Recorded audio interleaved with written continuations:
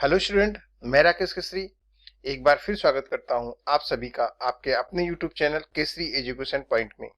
आज की इस वीडियो में हम बात करेंगे एक अत्यंत इंपॉर्टेंट टॉपिक मीन अर्थात मध्यमान को कैसे ज्ञात करते हैं इसके बारे में।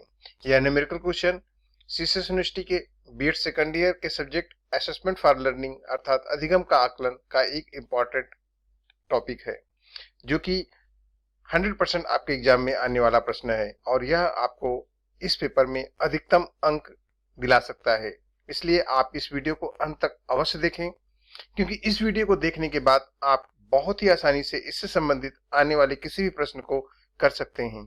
साथ ही जितने छात्र इस वीडियो को देख रहे हैं वे वीडियो को लाइक एवं शेयर अवश्य कर दें, और जिन छात्रों ने अभी तक चैनल को सब्सक्राइब नहीं किया है वे चैनल को सब्सक्राइब अवश्य कर दें, और साथ ही बेल आइकन को अवश्य ऑन कर दें, जिससे कि आपको इंपॉर्टेंट वीडियो की नोटिफिकेशन मिलती रहे। So student, let's start our topic mean. सबसे पहले हम जानते हैं मीन है क्या चीज। मीन, इसे माध्य भी कहते हैं, इसे औसत भी कहते हैं। तो मध्यमान, माध्य, औसत सबको मीन ही कहते हैं। मध्यमान वह प्राप्तांक है जो समस्त प्राप्तांकों के योग को प्राप्तांकों की संख्या से भाग देने पर प्राप्त होता है। अर्थात प्राप्तांकों के सम और प्राप्तांकों की संख्या से भाग देने पर जो वैल्यूज प्राप्त होती है उसे हम मध्यमान कहते हैं। इसको हम दूसरी तरह से डिफाइन करते हैं। मध्यमान वह प्राप्तांक है जिसके दोनों ओर प्रदत्तों का विचलन समान होता है, या किसी समूह के प्राप्तांकों का वह मान जहां से प्राप्तांकों का वितरण दो समान भागों में बढ़ जाता है, मध्यमान कहलाता है। तो मध्यमान जो है वो माध्य बिंदु का संतुलन केंद्र कहा जाता है। कोई भी संख्या होती है उसका जो माध्य वितरण होता है उसका संतुलन केंद्र मध्यमान कहलाता है। मध्यमान को ज्ञात करने के लिए दो तरीके होते हैं। एक तो आपके वर्गीकृत आंकड़ों का मध्यमान ज्ञात करना होता है, और दूसरा वर्गीकृत आंकड़ों का मध्यमान। हम बात करते हैं वर्गीकृत आंकड़ों का, तो वर्गीकृत आंकड़ों में भी दो टाइप्स होते हैं। एक होते हैं शार्ट मेथड से और दूसरा होता है लॉन्ग मेथड से। कभी कभी एग्जाम में शार्ट मेथड और लॉन्ग मेथड कह करके क्वेश्चन आपसे पूछा जाता है कि लॉन्ग मेथड से इसको सॉल्व करिए या फिर से शार्ट मेथड से सॉल्व करिए। आप दोनों मेथड को अच्छे से जानते रहिए, जैसा भी क्वेश्चन एग्जाम में आए वैसा आप इसे कर सकते हैं। चलिए सबसे पहले हम बात करते हैं अवर्गीकृत आंकड़ों का मीन कैसे निकालते हैं। तो अवर्गीकृत आंकड़ों का मध्यमान निकालने के लिए सबसे सिंपल फार्मूला इसका है, जिसको आप बहुत इजीली याद कर सकते हैं। Mean equal to summation x upon n, जहां पर एम मीन मध्यमान है, समेशन सम योग है, एक्स प्राप्तांक है और n total number of score है, प्राप्तांकों की कुल संख्या है। चलिए इस क्वेश्चन को एक लेते हैं और इसको करते हैं। अंग्रेजी विषय में ये छात्रों के प्राप्तांक हैं 10, 25, 70, 23 और 15। ये मान जो आपके दिए गए हैं 10, 25, 17, 23 और 15, तो हम इसको वैल्यू में फिट करते हैं और फार्मूले में फिट करने पर इसको देखिए, तो फार्मूला हमारा क्या है, summation x upon N. Summation x मतलब सारे प्राप्तांकों को हम जोड़ देते हैं, तो 10 प्लस 25 प्लस 17 प्लस 23 प्लस 15, इसको हमने सम किया, टोटल आपका 90 आएगा। 90 को 5 से डिवाइड किया तो आपका ये मान आ गया 18। तो 18 आपकी ये वैल्यू आ गई।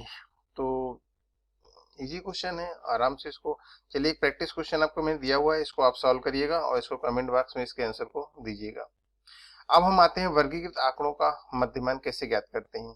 मैंने आपको बताया था कि वर्गीकृत आंकड़े दो तरीके से ज्ञात किए जाते हैं, एक शॉर्ट मेथड से होता है और दूसरा लॉन्ग मेथड से। हम सबसे पहले शॉर्ट मेथड की बात करते हैं। शॉर्ट मेथड में हम जब इसको सॉल्व करते हैं तो इसका फॉर्मूला होता है summation f x upon n. अच्छे से याद कर लीजिएगा, summation f x upon n, और जबकि अवर्गीकृत में क्या था, समेशन एक्स अपान एन। तो कंफ्यूज मत होइएगा, आप यहाँ पर फॉर्मूला है mean equal to summation f x upon n, जब आपको शॉर्ट मेथड से मध्यमान को निकालना होता है। तो इसको हम और क्लियरिफाई कर लें, summation sum f x, f और एक्स का मल्टीप्लिकेशन है, n total number of frequency है। तो चलिए इसको एक क्वेश्चन को लेते हैं और सॉल्व करते हैं। ये देखिए लास्ट ईयर में ये क्वेश्चन आया हुआ, बहुत इंपॉर्टेंट क्वेश्चन है और ये आने की संभावना इस साल भी है। तो ये देखिए सितंबर 2020 में क्वेश्चन आया हुआ है, दिया है निम्नलिखित आंकड़ों से माध्य की गणना करिए, calculate the mean from the following data. इसको हम सबसे पहले टेबल फॉर्म में कन्वर्ट करते हैं। तो क्लास इंटरवल देखिए दिया हुआ है, इस क्लास इंटरवल और फ्रीक्वेंसी को हम टेबल बनाते हैं 1 2 3 4। तो 4 हमने रो बनाया हुआ है।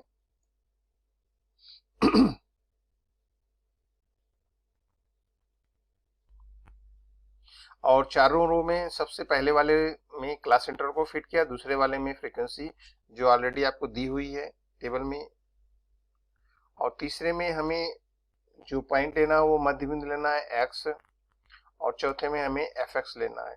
ये 4 आपके कॉलम आपको बनानी है। x को हम मध्य बिंदु कहते हैं, और मध्य बिंदु कैसे निकाला जाएगा, क्लास इंटरवल जो आपका दिया रहता है 10 to 19, इस क्लास इंटरवल के मिड पॉइंट को निकालने के लिए सबसे सिंपल तरीका है कि आप दोनों क्लास इंटरवल जो आपका 10 to 19 है, तो 10 और 19 दोनों को जोड़ करके 2 से डिवाइड कर दीजिए। सबसे सिंपल तरीका ये है। तो 10 प्लस 19 कितना हुआ आपका 29। 29 को अगर 2 से डिवाइड करते हैं तो ये तो आता है 14.5। इसी तरीके से 20 to 29 को अगर हम इसको जोड़ करके 2 से डिवाइड करते हैं तो 24.5 आएगा।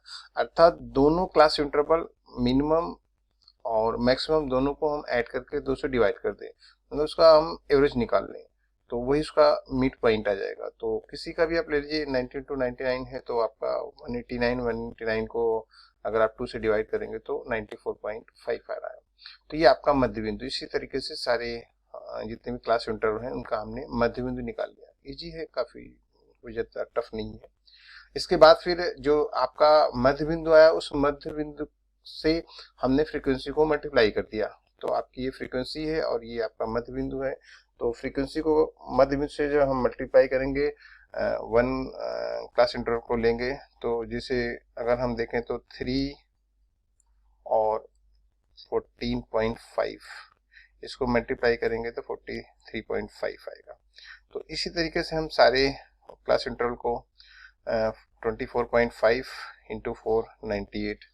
इसी तरीके से आपके सारे जो क्लास इंटरवल के हमने मिड पॉइंट निकाले हैं, उस मिड पॉइंट से हमने फ्रीक्वेंसी को मल्टीप्लाई करते गए और ये आपका वैल्यूज आता गया।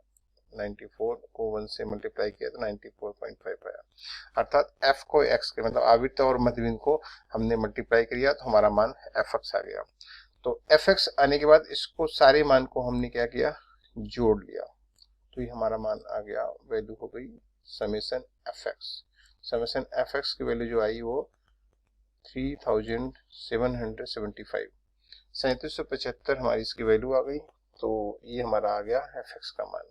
अब इस मान को हम सीधे फार्मूले में फिट करते हैं। हमने आपको फार्मूला बताया था mean equal to summation fx upon n। तो summation fx upon n, summation fx का भी मान आपको मैंने बताया 3375, और इसको n मैंने आपको बताया कि n क्या होता है, सारी फ्रीक्वेंसी को हम जोड़ देते हैं। तो सारी फ्रीक्वेंसी को अगर हम जोड़ते हैं तो ये फ्रीक्वेंसी आपकी n इक्वल टू 70 आती है। ठीक है, तो ये आपकी 70 हो गई। तो हमने fx upon n 3375 divide by 70, तो हमने इसको किया और सिंप्लीफाई किया तो 53.9285 आया। इसको और सिंप्लीफाई किया तो 53.93 आपकी ये वैल्यू आ गई, ये माना गया। तो इजी है ये काफ़ी। आपको सीधे सीधे x निकालना है और x से मल्टीप्लाई कर देना है f को, और जो वैल्यू आए वो समेशन fx हो गया। समेशन fx से आपको n को डिवाइड कर देना है, आपका ये मीन आ गया। चलिए अब नेक्स्ट आते हैं हम लॉन्ग मेथड से हम कैसे मीन को निकालते हैं। तो लॉन्ग मेथड से निकालने के लिए मीन का जो फार्मूला है वो है आपका mean equal to am assume mean plus summation fd upon n into ci, जहां पर a एज्यूम मीन है, समेशन सम है, f फ्रीक्वेंसी है, d डेविएशन है, n आपका है टोटल नंबर ऑफ फ्रीक्वेंसी, और फिर ci आपका है क्लास इंटरवल। तो assume mean, sum, frequency deviation total number of frequency, ये आपका फार्मूला है। तो इजी है फार्मूला, कभी कभी फार्मूला ही पूछ लेता है कि मध्यमान वर्ग अंतराल अगर आपको दिया रहता है उससे पूछ लेता है कि आप इसका फार्मूला बताइए। तो mean equal to am plus summation fd upon n into C I. तो चलिए एक क्वेश्चन को सॉल्व करते हैं। ये क्वेश्चन लेते हैं। ये क्वेश्चन काफी ये आया हुआ है, काफी पहले आया हुआ है क्वेश्चन ये। इसमें क्लास इंटरवल आपको दिया हुआ है और फ्रीक्वेंसी दी हुई है। तो क्लास इंटरवल फ्रीक्वेंसी दी हुई है और आपसे ये कह रहा है कि आप इसका मध्यमान निकालिए। तो ये क्वेश्चन सेम वही क्वेश्चन जो लास्ट ईयर आया था उसी को हम आपको दिखा दूं। देखिए यही क्वेश्चन है अभी जो मैंने आपको किया था, सेम क्वेश्चन, यही क्वेश्चन। फिर हम इसको हम लॉन्ग मेथड से करते हैं। कर लिया।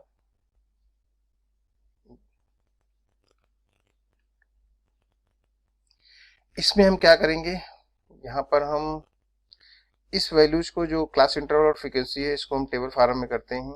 तो सबसे पहले हम टेबल बनाते हैं और टेबल में हम एक टेबल क्लास इंटरवल का, दूसरी फ्रीक्वेंसी का, तीसरी जो आपकी है वो मध्य बिंदु का, चौथा विचलन का और पांचवा एफडी विचलन इनटू फ्रीक्वेंसी। ये हमने 1 2 3 4 5 कॉलम हमने बना लिए। ये वाला कॉलम तो आपको एज इट इज वैसे जैसे आपके क्वेश्चन में दिया हुआ उसको ऐसे ही फिट करना है। और दूसरी जो आपकी फ्रीक्वेंसी वो ऐसे ही फिट कर दीजिए। तीसरा आपका मध्य बिंदु मैंने आपको बताया था निकालने के लिए कि आप सीधे सीधे दोनों को जोड़ दीजिए क्लास इंटरवल को और उसके 2 से डिवाइड कर दीजिए तो आपका ये मध्य बिंदु आ जाएगा। अगला जो आपका स्टेप जो इम्पोर्टेंट है वो आपको विचलन निकालना है। विचलन निकालने के लिए आप ये ध्यान रखिएगा, विचलन जब आप निकालते हो तो उसमें सबसे मेन चीज ये ध्यान रखनी है कि जो हमारा क्लास इंटरवल दिया हुआ है उस क्लास इंटरवल में कौन सा क्लास इंटरवल मिड में आता है। तो आप इसमें देखो तो हमारे पास जो क्लास इंटरवल कितने हैं, 1 2 3 4 5 6 7 8 9 9 क्लास इंटरवल हैं। अगर हम इसको मिड में देखें तो हमारा ये वाला क्लास इंटरवल जो है वो मिड में आ रहा है। तो कौन सा क्लास इंटरवल है, 52 59, ये वाला क्लास इंटरवल हमारा मिड में आ रहा है। तो हम क्या करते हैं, इस वाले क्लास इंटरवल को हम इसका डेविएशन 0 मान लेते हैं और इसको डेविएशन 0 मानते हैं। तो और इसके ऊपर साइड में मतलब बढ़ते हुए जो क्रम में है उसको हम प्लस में लेते हैं और नीचे जो है डेविएशन उसको हम माइनस में लेते हैं। ये हमेशा ध्यान रखिएगा कि जो कम जहां पर 0 लिया हमने बीच में उसके नीचे माइनस में रहेगा और उसके ऊपर जो बढ़ते हुए क्रम में है वहां पर हम प्लस में लेंगे। और कभी अगर सपोज मान लीजिए 9 की जगह 10 आ रहा है तो आप ध्यान रखिएगा प्लस अधिक होगा। तो अगर आपके पास मान लीजिए एक 10 हो गया तो जाहिर सी बात है 5 5 दोनों तरफ है, तो हम क्या करेंगे, बीच वाला जो लेंगे तो इस ऊपर का हम एक और बढ़ा देंगे 5 और नीचे 4 9 और बीच में आपका 0 आ जाएगा। इसको आप ध्यान में रखिएगा। तो यहाँ पर डेविएशन 0 हो गया और +1 +2 +3 +4 हो गया और नीचे आपका -1 -2 -3 -4 हो गया। ये आपका डी आ गया। अब हमने डी को एफ से मल्टीप्लाई कर दिया तो एफ इंटू टी आवृत्ति इंटू आपका डेविएशन। तो इसको देखिए मल्टीप्लाई करिए तो आपका यहाँ गया 4 को 1 से 4 आ गया, 3 को 4 से मल्टीप्लाई किया तो आपका 12 हो गया, 8 को 2 से मल्टीप्लाई किया 16 आ गया, 14 को 1 से मल्टीप्लाई किया तो आपका 14 आ गया। ऐसे ही आप माइनस को देखते हैं, माइनस को 1 को 12 से किया -12, -2 को 7 से किया -14, -3 को 4 से किया -12 और -4 को 3 से किया तो -12। अब हम क्या करेंगे, समेशन एफ डी निकालेंगे। तो समेशन एफ डी निकालने का सबसे बेस्ट तरीका ये होता है आप प्लस वाले को अलग जोड़ लो और माइनस वाले को अलग जोड़ लो। तो प्लस वाले को अगर अलग से जोड़ते हैं देखिए 4 + 12 + 16 + 14 ये आपका 46 आ गया। ऐसे ही माइनस वाले को हमने किया 12 + 14 + 12 + 12, तो इसको हमने किया तो ये 50 आ गया। तो -50 और +46 इसको अगर हम जोड़ते हैं तो ये आपका -4 आ गया। तो समेशन एफ डी हमारा जो वैल्यू आ गया वो 4 आ गया। अब इस वैल्यूज को जो टेबल में हमने किया हुआ है। और हाँ, एक चीज और ध्यान रखिएगा, n यहाँ पर फ्रीक्वेंसी, टोटल फ्रीक्वेंसी को जोड़ा, n 17 आ गया। क्लास इंटरवल देखिए 10 to 19 है, तो इसका क्लास इंटरवल 10 आ रहा है। आप फिंगर से आप काउंट कर लीजिएगा अगर आपको कंफ्यूजन हो रहा है। 10, 11, 12, 13, 14, 15, 16, 17, 18, 19, 10 आपका आएगा। तो क्लास इंटरवल आपका 10 हो गया, n 70 हो गया, और समेशन एफ डी आपका -4 हो गया। चलिए इस मान को हम फीड करते हैं अपने फार्मूले में। मैंने आपको फार्मूला बताया था, mean equal to AM plus summation F D upon n into C I. तो इसको हम करते हैं एज्यूम मीन। मैंने आपको बताया था कि जो आपका मध्य बिंदु है, जो आपका वर्ग अंतराल जिसको हमने मिड में लिया हुआ है, उसी का मध्य बिंदु हमारा एज्यूम मीन कहलाएगा। ठीक है, तो जहां पर डिवीजन हमने 0 किया है उसका जो मिड पॉइंट है वही हमारा एज्यूम मीन हो जाएगा मध्य का। वैसे भी 50 to 59 का जो मीन आएगा वो 54.5 आएगा। तो विचलन जहां पर 0 होगा उसका मध्य बिंदु ही एज्यूम मीन माना जाएगा, उसको आप याद रख लीजिएगा। तो एज्यूम मीन 54.5 आ गया।